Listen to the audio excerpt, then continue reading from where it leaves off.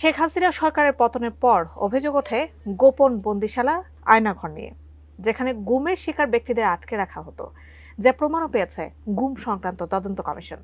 সম্প্রতি এমন ৮টির বেশি গোপন বন্দিশালা শনাক্ত করেছে তারা। তাদের ভাষ্যমতে ডিজিএফআই, র্যাব ও পুলিশের সিটিটিসি ইউনিটের মতো সংস্থাগুলো এসব গোপন বন্দিশালা পরিচালনা করত।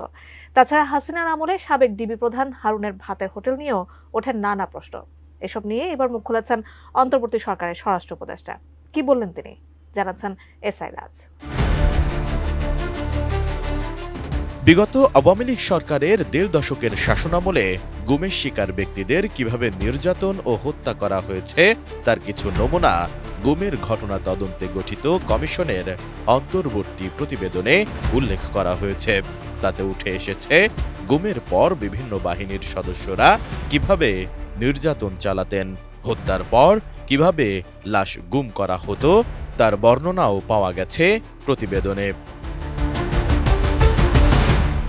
গত ১৪ ডিসেম্বর অন্তর্বর্তী সরকারের প্রধান উপদেষ্টা ড মোহাম্মদ ইউনূসের কাছে আনফোল্ডিং দ্য ট্রুথ শিরোনামে এই প্রতিবেদন জমা দিয়েছে তদন্ত কমিশন।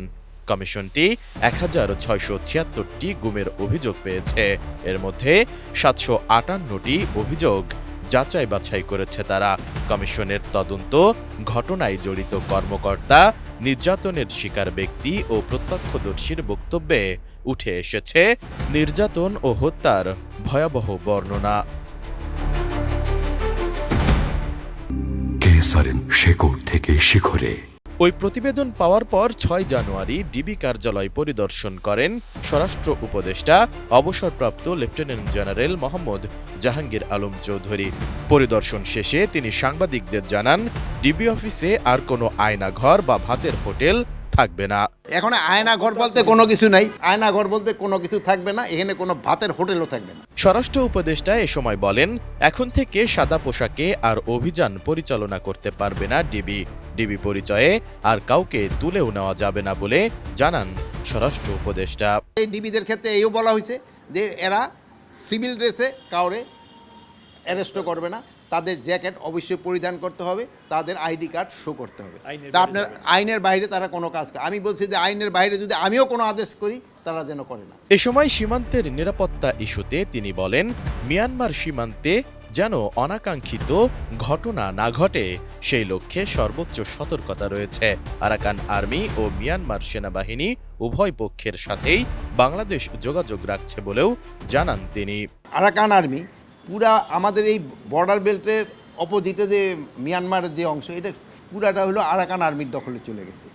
আর মিয়ানমার সরকার কিন্তু এখানে তাদের কোনো আইন শৃঙ্খলা বা কোনো কিছুই নাই। এখন আমাদের কিন্তু দুই জনের সাথেই যোগাযোগ রাখতে হচ্ছে, আরাকান আর্মির সাথে যোগাযোগ রাখতে হচ্ছে এবং মিয়ানমার সরকারের সাথেও কিন্তু আমাকে যোগাযোগ রাখতে হচ্ছে। বাট মিয়ানমার সরকারের সাথে যে বর্ডার সিকিউরিটি ফোর্স আগে যেমন ধরেন একটা বসতে পারতো, এখন তাদের তো কোনো বসার জায়গা নেই। আর প্লাস আরাকান আর্মি কিন্তু এখন অথরাইজ এইভাবে কিন্তু হয় নাই, কি বলে, আমরা তো মিয়ানমার সরকারকে বৈধ সরকার বলতেছি, আমরা তো আরাকান এই মানে এখানে তোদের এই একটা বড় ধরনের একটু সমস্যা আছে।